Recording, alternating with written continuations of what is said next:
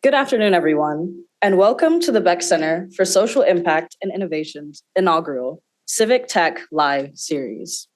Before we start, may I please ask everyone to silence your cell phones? Thank you. We are so honored to have you all here today as we explore the intersections of civic technology, public service, and leadership.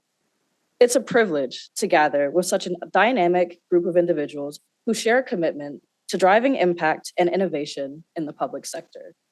We are especially honored to have former Ambassador Susan Rice, a distinguished American diplomat, policy advisor, and trailblazer within the civic tech community here with us today.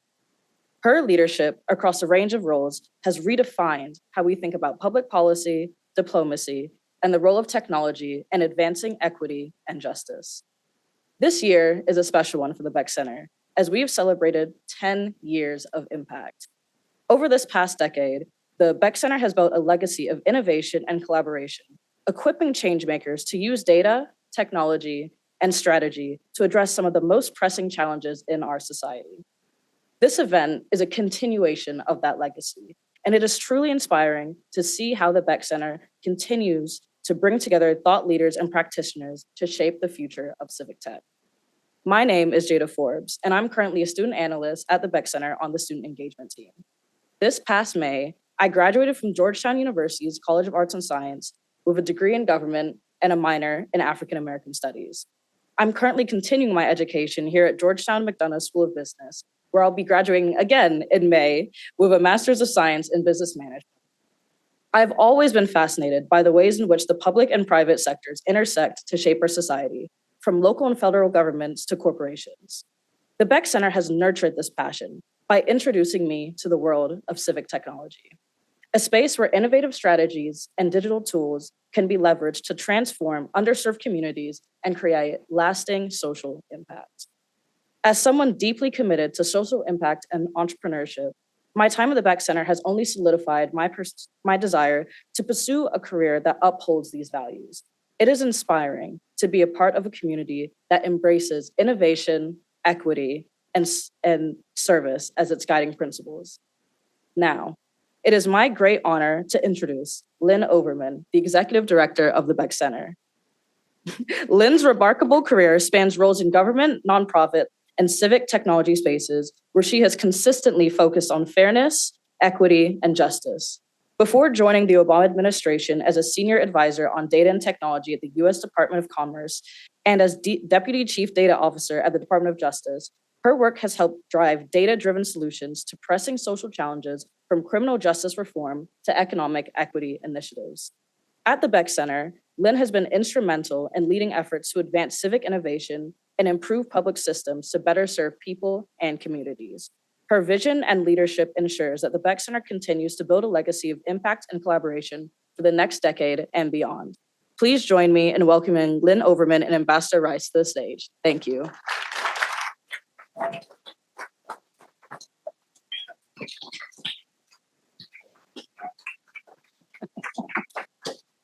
Thank you so much, Jada.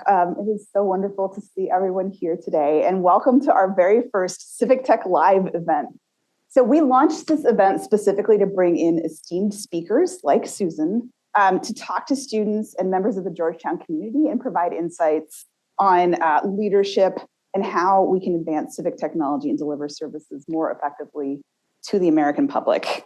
I see a lot of familiar faces in this room, and it's lovely to see so many of you, and I hope to catch up with as many as possible at the reception after this event.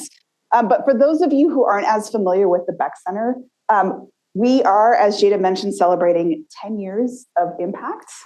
So we've been around for a decade now, and we are more committed than ever to delivering solutions and making systems work for all.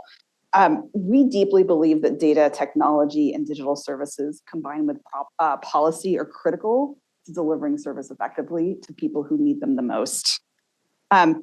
We do this by running networks that bring together government practitioners, academics, students, and other experts to help in pressing social problems, things like delivering social benefits more effectively. We help governments at all levels develop and support digital services teams to bring that critical technology talent into government where they are so needed. And we are deeply committed to building the next generation of civic tech change makers, many of whom we hope will come from Georgetown and go into public service. I did want to start by also thanking our kind sponsors for this event, Cliff and Holly Pincus of the Erica Pincus Arabesque Foundation, as well as Kelly Jin from the Knight Foundation. And I did want to spend just a few moments sharing with you a few memories of how what a special person Erica was. So Erica is a distinguished alum of Georgetown University, and Kelly and I both had the opportunity to work with her in the Obama administration when Erica served in the Office of Social Innovation at the White House. Kelly and I were at the Office of Science and Technology Policy, stirring up problems, and Erica kept us more or less in check, sometimes less. But Erica was really kind of a magical human being, and she had all of the things that you would expect from somebody that worked in the White House at such a young age. She was brilliant, she was hardworking, she was organized, but more importantly, she was one of the most deeply kind human beings I've ever met.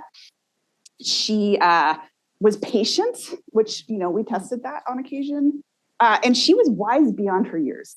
And I think for folks who are a little further in their career, you've met these folks, these young people, where in the back of your head, one day I'm going to be working for this person, and I will love it because she was such a good person, and she was truly a deep and dear friend. And so it is an honor to have you here today. It's an honor to have this event be inspired by Erica, and I know she would be super excited to have Ambassador Rice here with us. Susan, do you mind if I tell a story about our time together? Okay. I'm going to do it anyway, but now I have permission, so it's okay. So Susan, I'm going to do the formal stuff first, and then I'll do a story. So Susan is a distinguished American diplomat, policy leader, and public official known for her significant contributions to foreign and domestic policy across multiple presidential administrations.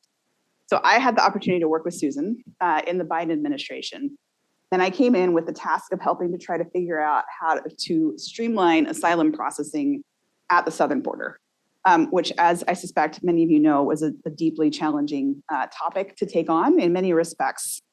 And we did a bunch of things together, but one thing that we focused on that was one of the more unexpected challenges was there was one form. It's called a notice to appear that was no more than a page and a half long and inexplicably took 90 minutes for Customs and Border Protection to complete.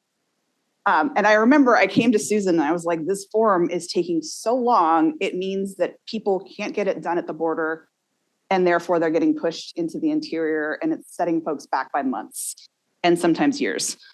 And she's asked the very logical question, which is, why is it taking 90 minutes to fill out a page and a half long form?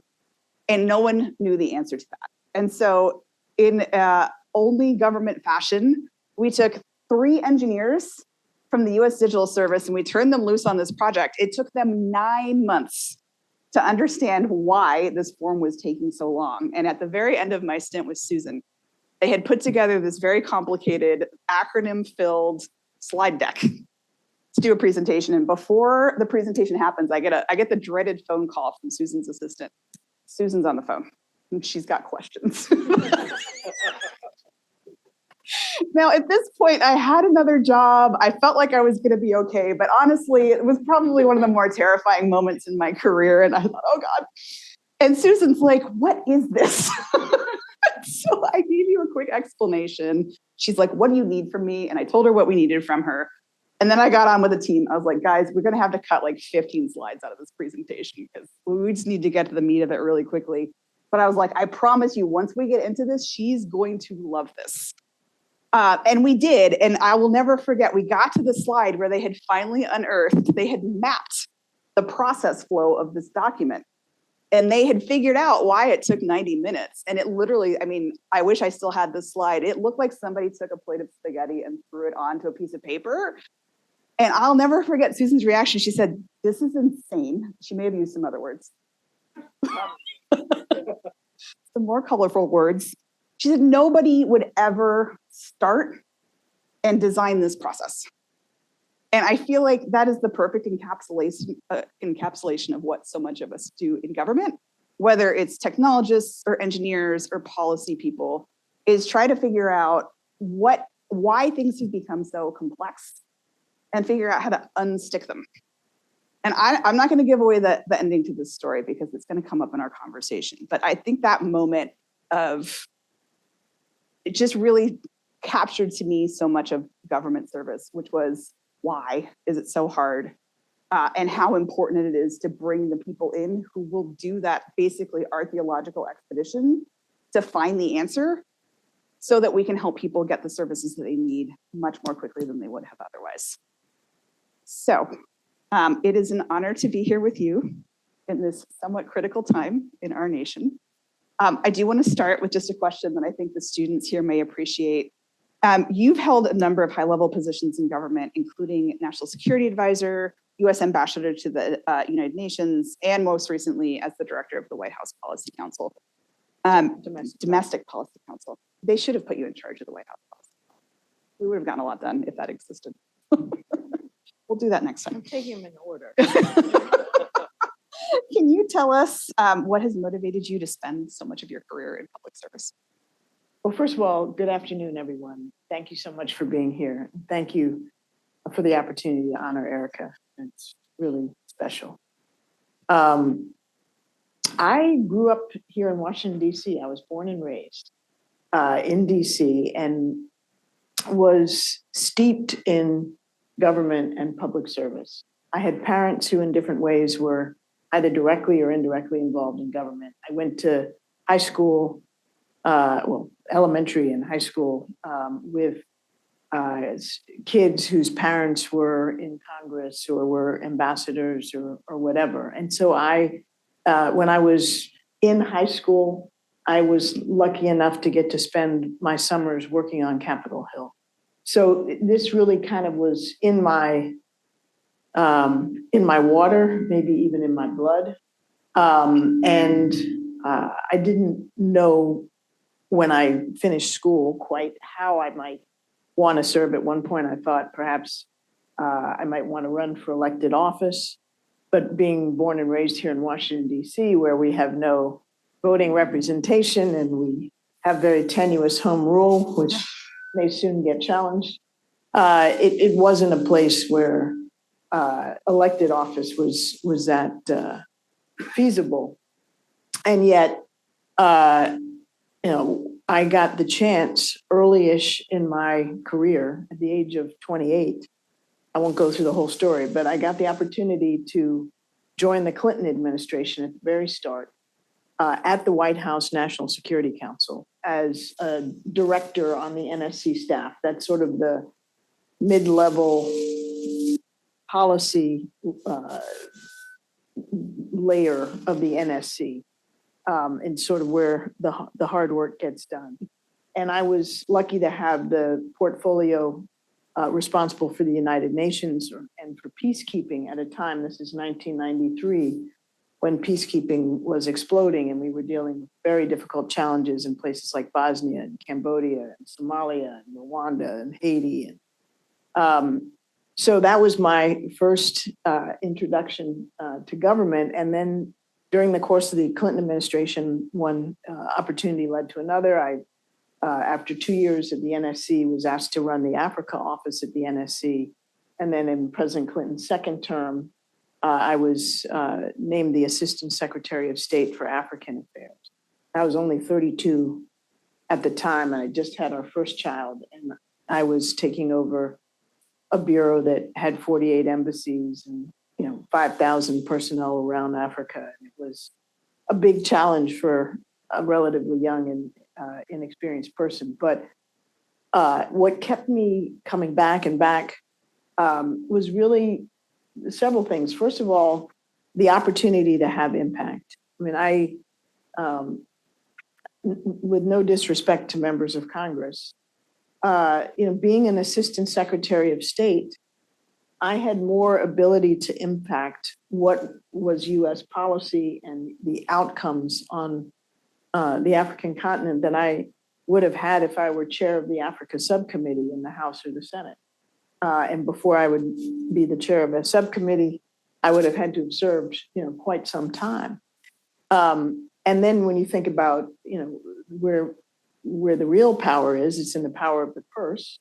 And you got to be serving a long, long time in Congress to be able to have even a sliver of the impact that I found I was able to have in the executive branch. And so whether it was later serving under President Obama and going to the United Nations, or being National Security Advisor, and in a very different way serving President Biden as domestic policy advisor, I felt that with each of these incredibly, with each privilege and the opportunity to serve, I felt like I could do things that mattered meaningfully to people. And the other thing that kept me coming back is just the quality of the people.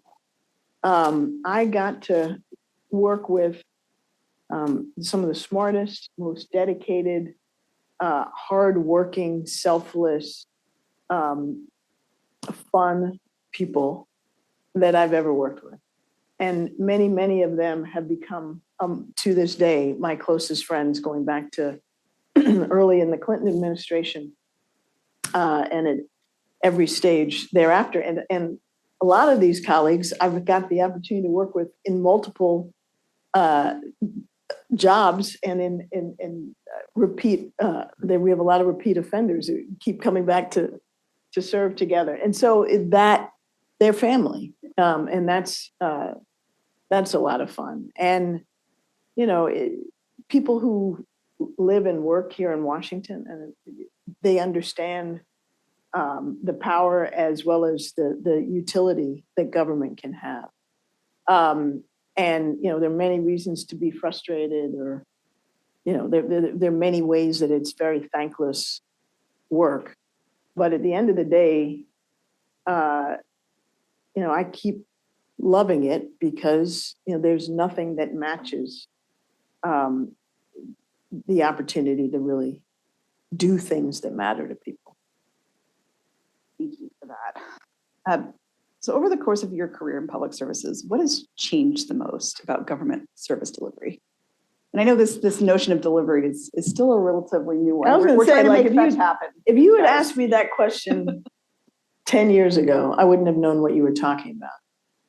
And if you asked me 5 years ago, I would be just getting my head around. Back in the Clinton administration, I'm not aware that we spoke in terms of service delivery or, implementation. You would set a policy course. If it required legislation, you'd get the legislation passed. If it could be accomplished through executive action, you'd get it passed. And then, you would not be oblivious to implementation, but implementation was something that was assumed, if it was tackled at all, could be tackled sort of at the policy level with the same policymakers who might have crafted the policy. And it really wasn't until the Obama administration, and I was still at that point working on foreign policy and national security, so with a different lens, but we had healthcare.gov and that crazy failure, which impacted all of us. I mean, it was like a bomb went off in the White House and then across the administration, because here you had the president's signature policy initiative, his greatest accomplishment, unraveling before the nation's eyes because we couldn't make it work for people. And, all kinds of havoc ensued, and the need to fix it and make it right. And there are lots of famous people around town now who, like Jeff Zients and Sylvia Matthews and others, who were critical players in fixing that problem, that went on to do other interesting and important things. But out of that, we got the U.S. Digital Service, and we got we really saw the innovation fellows blow up as an important tool, and we had a real focus within the Office of Management and Budget in the management part of policy implementation. And then when I was named domestic policy advisor during the Biden-Harris transition. And for me, this was going from, one side of the policy spectrum to a completely other one. And I had, 25 years of knowledge and experience in national security. I knew how to make policy processes run and how to make the bureaucracy function. But there were a lot of these domestic policy issues, which in substance were new to me. Not all of them, but a lot of them. So during the transition, we had a wonderful team of folks that were doing all sorts of pieces of the transition. But one of the big pieces was getting me up to speed on this whole portfolio that I was going to take over that I had, elementary knowledge of.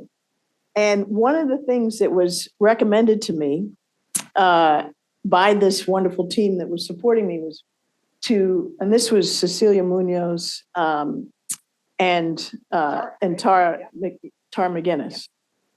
They said, whatever you do, and I'm building this small team of staff for the Domestic Policy Council, make sure that you have people whose job is dedicated to implementation and delivery.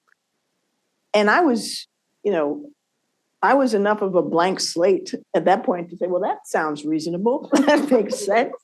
Let me do that. And so I got Clarence over there and another colleague. I had 2 implementation staffers from the very beginning, senior advisors whose role it was to help us ensure that the policies we were putting in place translated into actual benefit, impact for the people that we were meant to try to serve.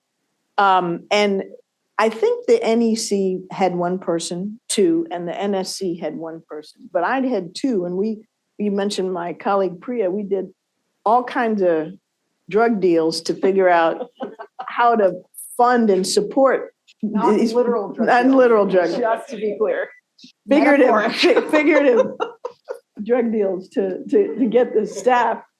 And no sooner had I gotten Clarence and Viv on board than one of my colleagues, Gene Sperling, who was brought in to ensure implementation of the American Rescue Plan legislation, stole Clarence for a period of time to help with the critical aspects of implementing the ARP, as we called it. And it was a loss for me temporarily, but it was very much the right thing to do because this was really the perfect test of how do we, we got, trillions of dollars. How do we ensure that the money gets out to the people who need it? Because remember, this was post-pandemic, or not even post, in the middle of the pandemic, the recovery resources that had to get to schools and had to get to, states and localities. And we were really committed to doing it in a way that ensured that the most underserved people were the ones that were able to ensure that they benefited, not just the fat cats who could figure out how to get for loans from the SBA that they didn't deserve, that should never have been forgiven. Some of whom are nearby up on Capitol Hill. Anyway. That feels like a good segue talking to you about different kinds of debt relief.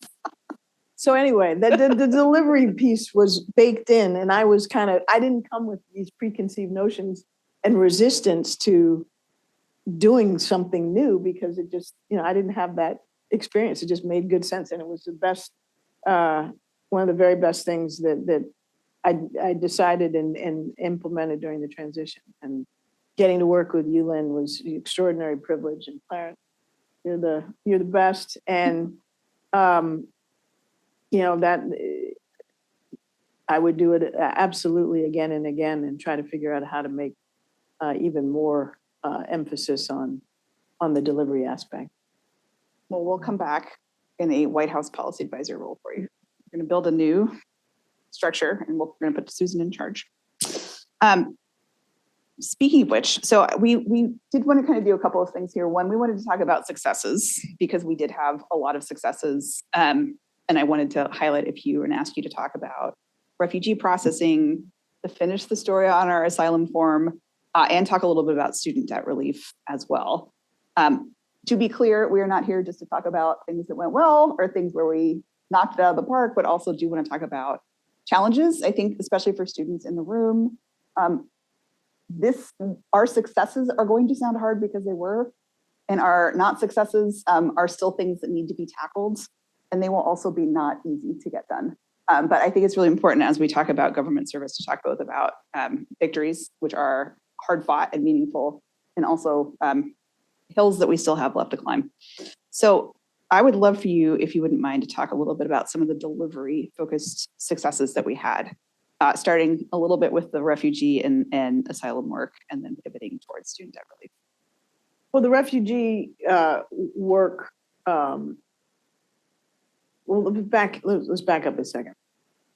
At the end of the Obama administration, we set a goal to have 125,000 refugees admitted annually to the United States. And we don't admit refugees without extremely rigorous vetting to ensure that they meet all of the security and other criteria. But this was at a time when, as you might recall, we were having huge crises in Syria and Iraq and Afghanistan, and refugees were streaming into Europe. And President Obama felt strongly that the United States needed to do its part, as we're asking Europe to do its part, to provide safe haven for refugees.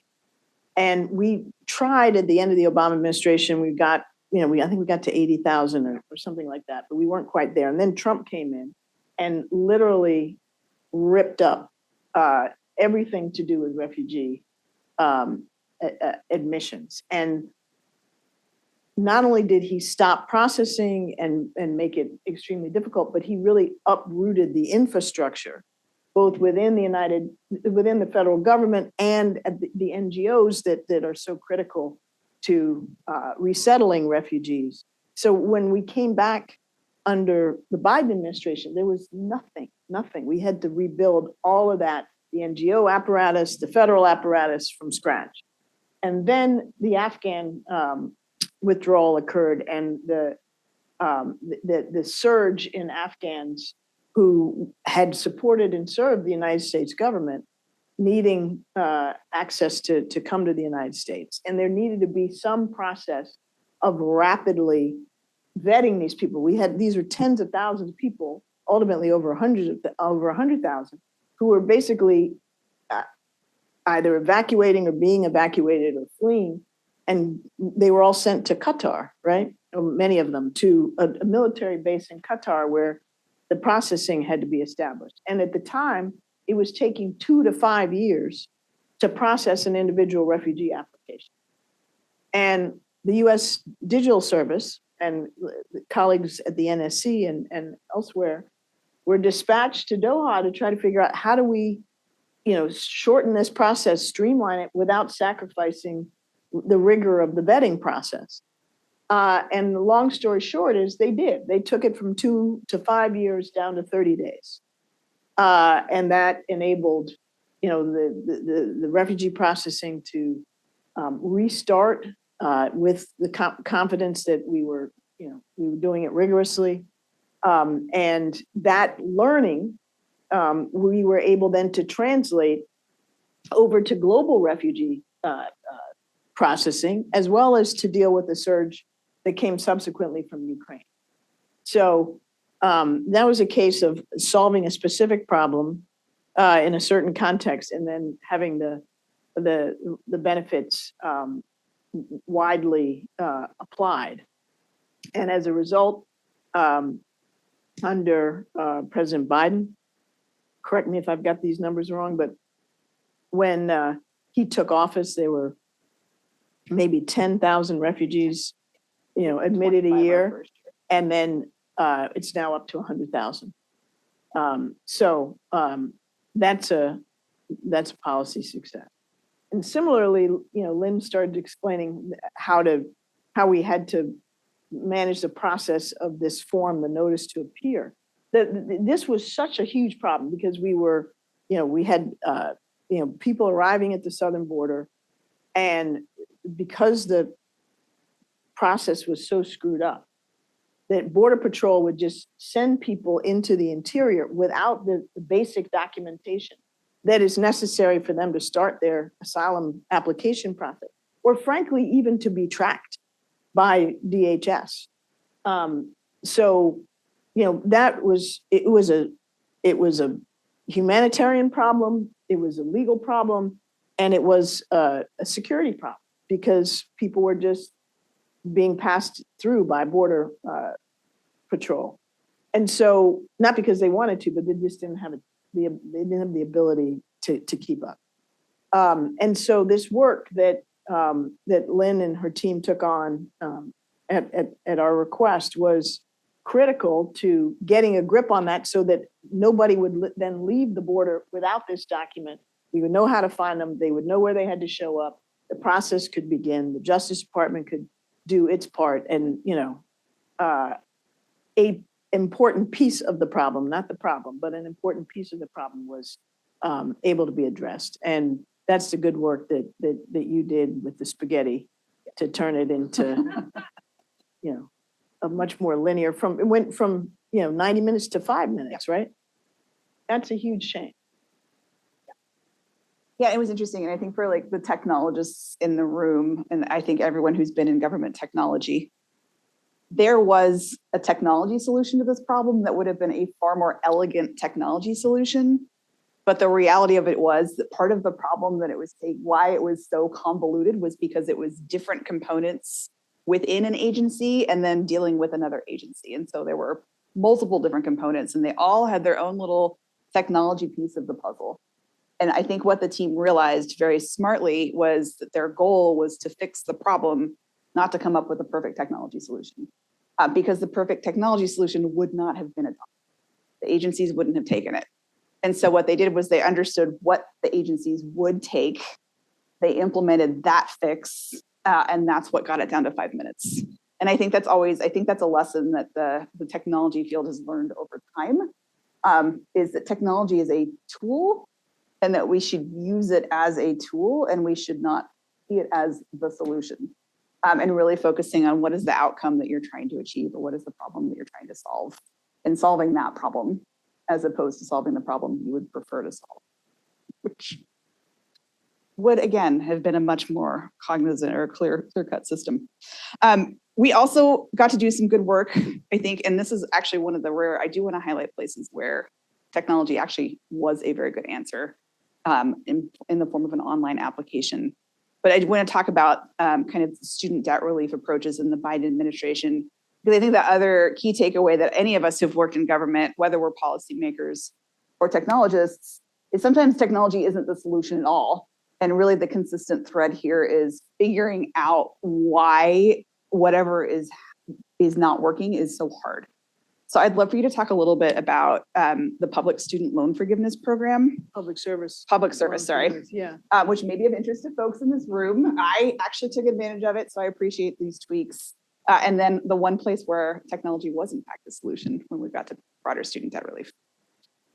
So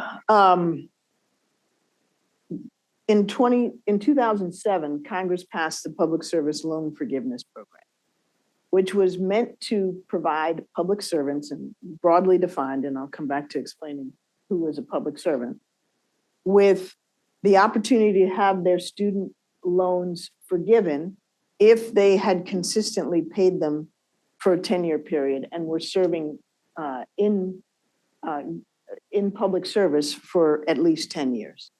Now, public service meant not only government, or military, or Congress or the state and local level, but it also meant school teachers and firefighters and police officers and nurses and people who work for nonprofit organizations. Basically, anybody who was not serving in the private sector was eligible for this program. And yet, between 2007 and 2021, only 7,000 people had managed to get student debt relief through this public service loan forgiveness program.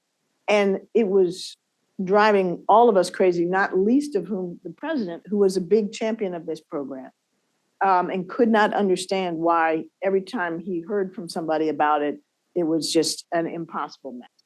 And there were all kinds of reasons why it was an impossible mess. There was very opaque information available to potential applicants. A lot of people didn't know they were eligible for it. The lenders would give one piece of information, government would give another. People didn't understand that, you didn't have to serve 10 consecutive years. And people didn't understand the breadth of professions that were eligible for it. And it was just a hot mess. And so we asked USDS to work with the Department of Education and to fix the rules, clarify it, simplify it, make it accessible, and then explain it to people in plain English on the website so that, if you were to apply, it would not be a nightmare scenario, and the lenders would understand what they were supposed to do, and the Department of Education would know what it was supposed to do. And that worked. And then we went on a mission to evangelize about the availability of this program. And I think the latest information is that over 870,000 people have now benefited, had their loans forgiven because of the fixes that we were able to do to PSLF, and also the big public service announcement work that we tried to do to make it known to people. And I think you calculated that's a 12,000% increase from 7,000. I don't know. That's too much math for me. I know. That's the limit of my math, by the way. But, well, then we'll talk about student loan forgiveness more broadly. President Biden really tried very hard to have broad-based student debt forgiveness. And under his plan, if you earned less than $125,000 a year, you would be eligible for $10,000, up to $10,000 in debt relief. And if you had been a Pell Grant recipient when you were in school, you'd be eligible for up to $20,000 of debt relief. And it was estimated that as many as 40 million people would have benefited from this. And I won't bore you with the policy process. It took a long time for us to get to the program design. But once we had it, we were very excited about it, confident in it, and we wanted to make it, this is in 2022, make it as immediately available as possible. And so the question was, how do we make it so that if you're a student with debt and you want to take advantage of this, that you can easily, quickly access this relief? And we went through a whole process, and we finally agreed and decided that we could create a form that would take literally 2 minutes to fill out, with no more than 8 fields, and that we could do it in a fashion that would, mitigate the risk of fraud, and hold, people liable if they were committing fraud. And we got this thing out the door. The policy was unveiled in August. I think by early October, the form was ready and people could apply. And in the first weekend that the form was up, 8 million people, I believe, applied. And, we were just going to go gangbusters and get this done. And it was the sweetest thing you've ever seen. It was so simple. It was so simple. I mean, literally name, address, email, blah, blah, blah, income eligibility, and sign, and, you'll go to jail if you lie, basically. And within weeks, it was enjoined.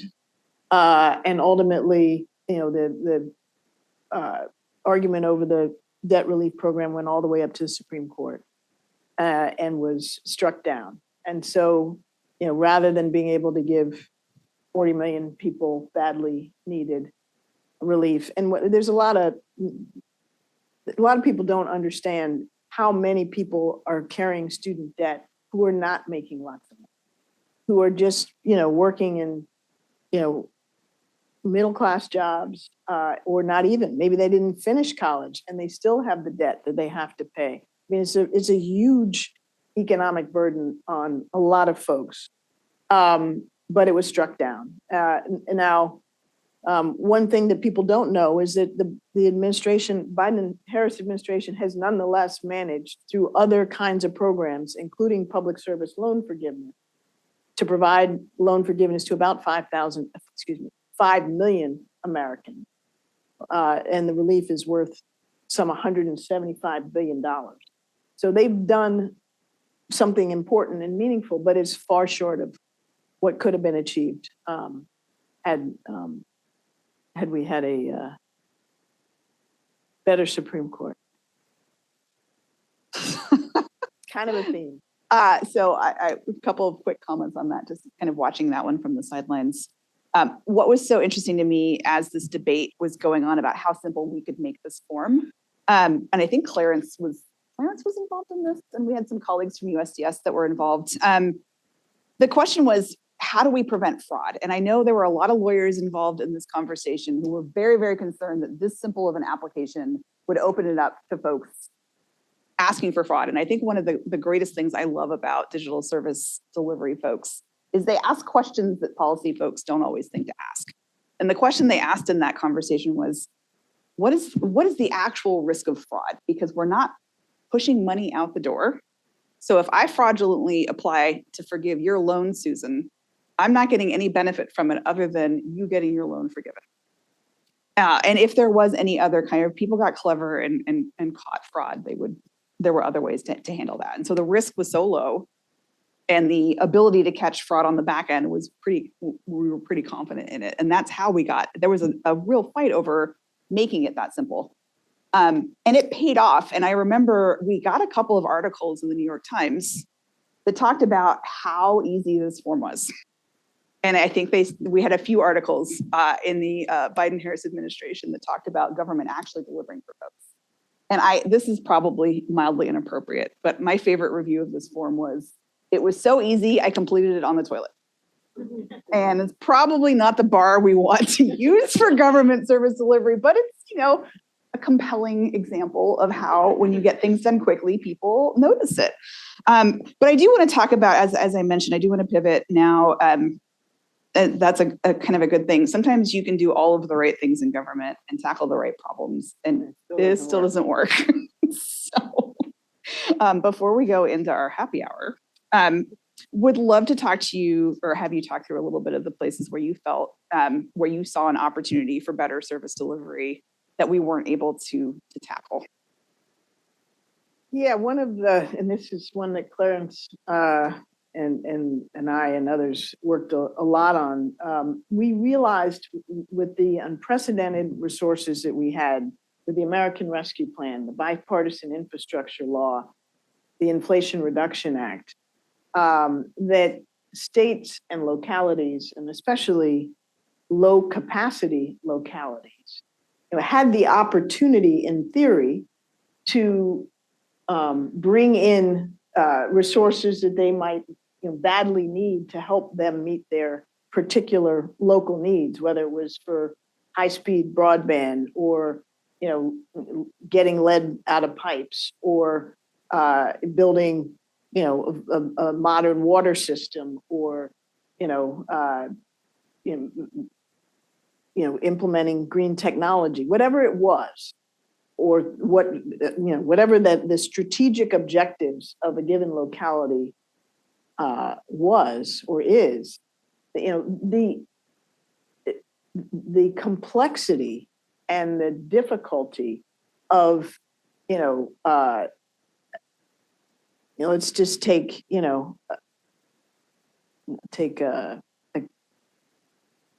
I don't know, Frederick County, okay? Which is not that low capacity relative to some, but it's not, Montgomery County. How would Frederick County go about trying to figure out how to access all of these different sources of funds that are potentially available? And what we really need, and what we talked a lot about, but it's a huge, huge challenge to actually implement, was we really need a one-stop shop. where Frederick County could come to somewhere in the Office of Management and Budget or some entity that doesn't exist, where a navigator would help Frederick County say, okay, this is your strategic plan. Here's what you are trying to accomplish, Frederick County. Here's what you can get out of this line of funding from the ARP and this line of funding from the infrastructure law. And by the way, you didn't know you were eligible for something that was passed, 2 decades ago. And here's how you, Frederick County, can access the federal resources that you are entitled to in a coherent, cohesive, streamlined way. And then, when you have to report on how you utilized them, you come back to your navigator and figure out how to do a report, and et cetera, et cetera. And the idea for this came from, at least to me, from a meeting I had with the mayor of Chicago, Lori Lightfoot at the time, who came to visit me in my office and saying, I'm Chicago. I've got tons of resources, and I'm having a hard time figuring out how we take advantage of all this stuff in ARP. And this was before we had, the other 2 pieces of legislation. And I'm thinking to myself, if Chicago is struggling, what are these smaller entities doing? And, but to make all these different pots of money cohere and there to be one place of responsibility, it's not how the federal government works. The agencies all do their different things. The congressional committees have their oversight. The appropriations are, siloed. And it just, we need something that could cut through and across all of that, and make the federal government work for state and local, and there to be a connectivity that is effective. I remember, Susan knows, in the Obama administration, I was deployed down to work with Mayor Mitch Landrieu of New Orleans. And we actually had a miniature version of this because we had OMB had to look across every single federal program and document what dollars were available to New Orleans. And we had our budget manager come down and walk through a spreadsheet after Katrina. This was part of a strong city, strong community. So they had human beings. And I remember sitting next to the mayor when he found out that he had $2 million available from the Department of Justice block grant. And this was when they had a lot of challenges in their criminal justice system that was a week away from going away, and everyone had to scramble to get it. So this was money they were entitled to that they were about to lose, and we had to scramble to get that. And that they had lost 1.5 million from another bucket because the deadline had passed. And I just remember Mitch sitting there saying, how was I supposed to know this was here? My city's been devastated by a hurricane. I'm the incoming mayor. We need every single dollar we can get. And if I was not a part of this program, and if I didn't have somebody from OMB sitting in front of me with, at the time, a paper spreadsheet, walking through this, I would have had no idea that I had these resources available to me. So we've done it where we helped Detroit. This was in the Obama administration, and post Katrina, and we did it, with varying degrees of success for places like Puerto Rico and for some of our very rural communities through something we established called the Rural Partners Network.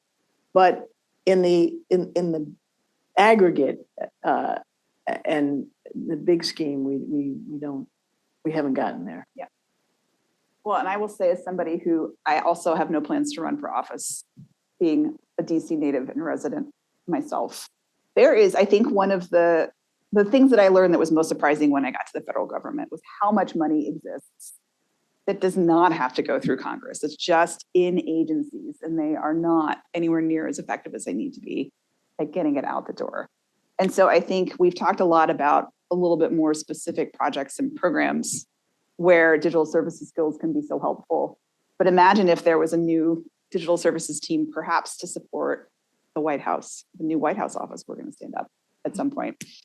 That turned to a problem like this, where you took the combination of really starting from having more conversations with communities like Detroit. I remember we had a U.S. Digital Service team to do what we call a discovery sprint. And they talked to a mayor in a small town in Colorado. He was a part-time mayor. He had an actual full day job. He had no staff. And so we were talking to the city of Denver that had 16 consultants whose only jobs were to go and find all of these grant opportunities for the city of Denver. And then we have this part-time mayor who's saying, I don't even know where to start.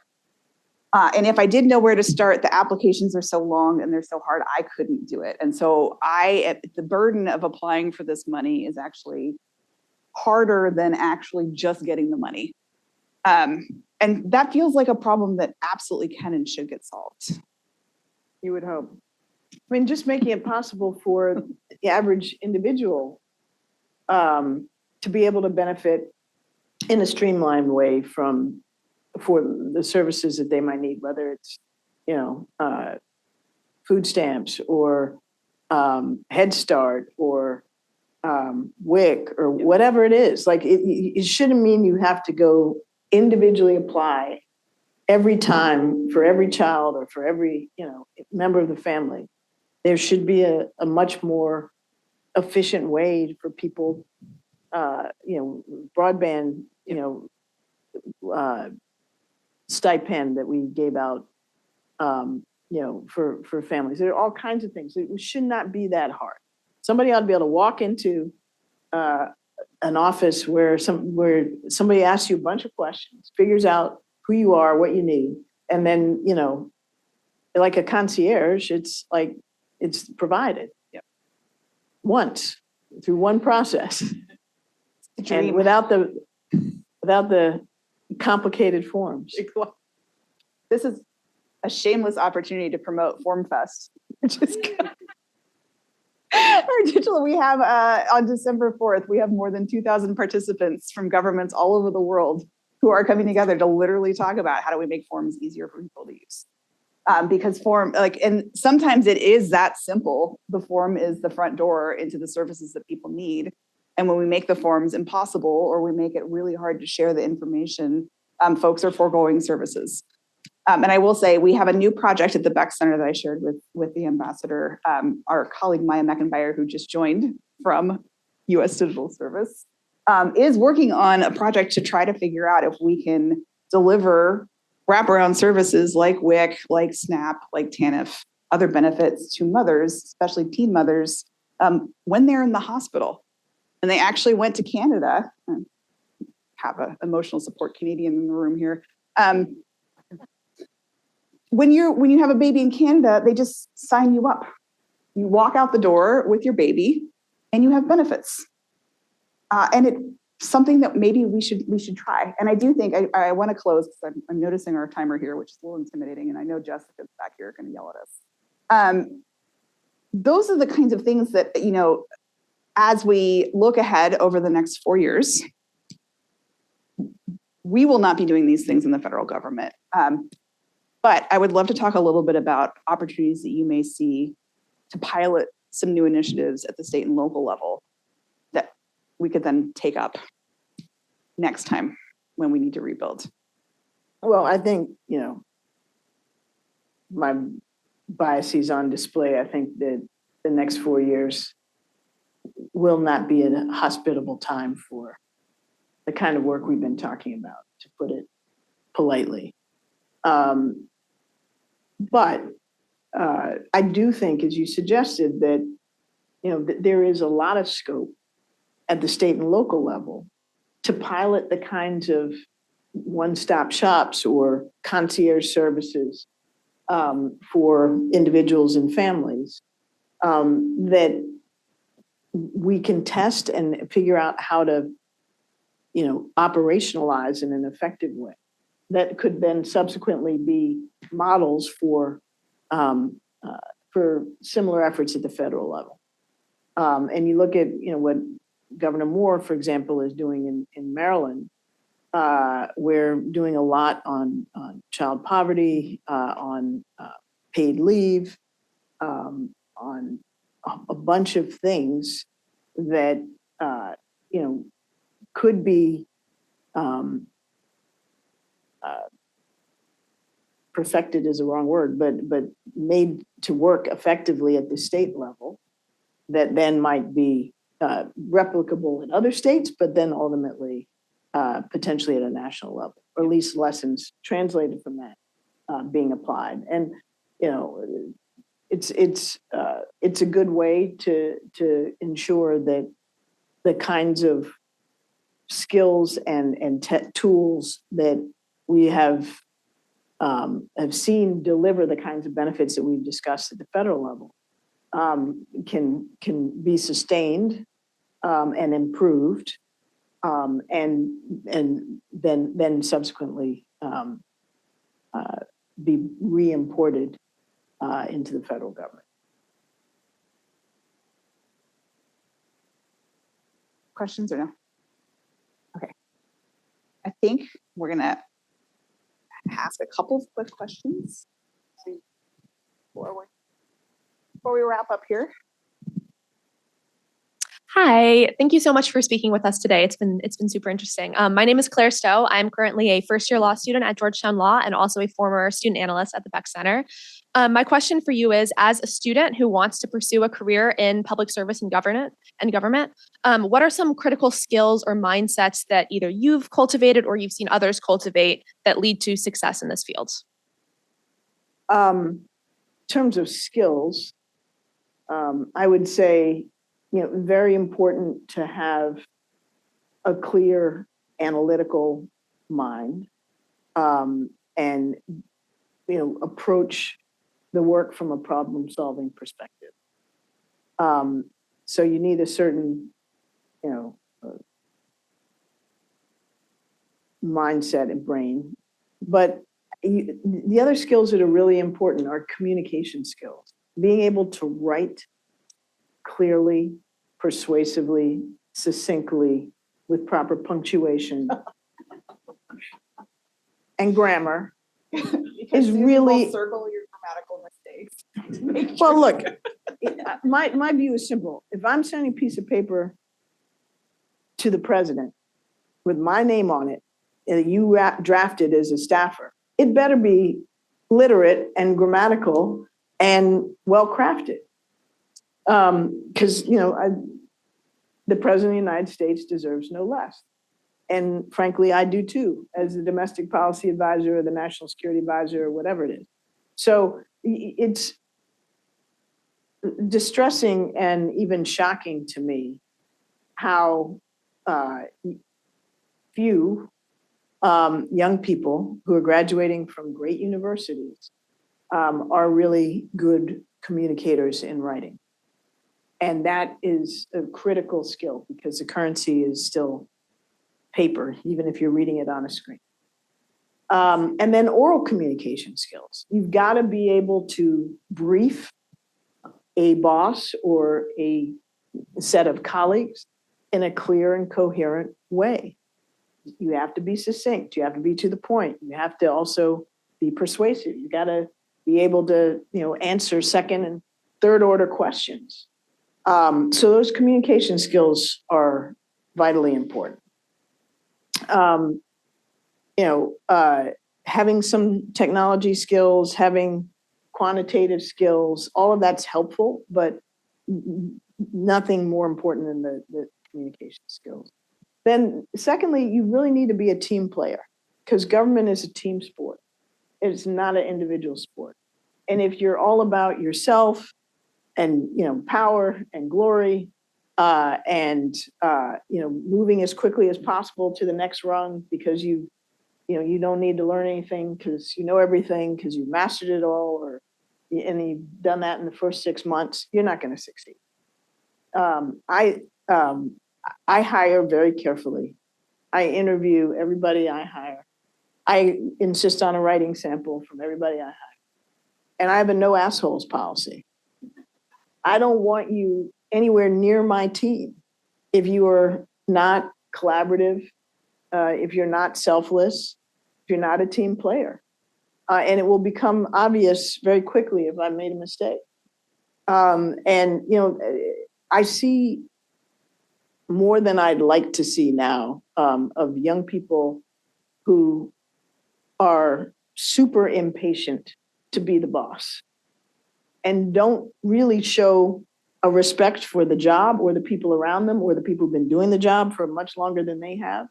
It's as I've been here, it's time for me to be promoted. Well, what do you know? And what have you done? And how do my job is not to, help you fulfill your ambition. My job is to accomplish the mission. And that leads to the mindset. Don't come into government if you're not mission oriented. There are plenty of people who do, but it soon becomes evident that they are not about the mission, they're about themselves. And they typically, with some rare exceptions, don't go that far, don't do that well. Because the point of serving ought to be to do hopefully good things that benefit the American people. And sometimes, communities around the world. If that's not what gets you up every morning, in my opinion, then you really aren't well suited for the work, because you're not going to make a lot of money. Newsflash.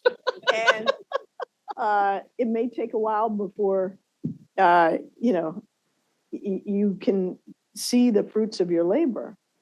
And you've got to be in it for the intrinsic value of getting stuff done that is important, not because it redounds to your personal glory or benefit.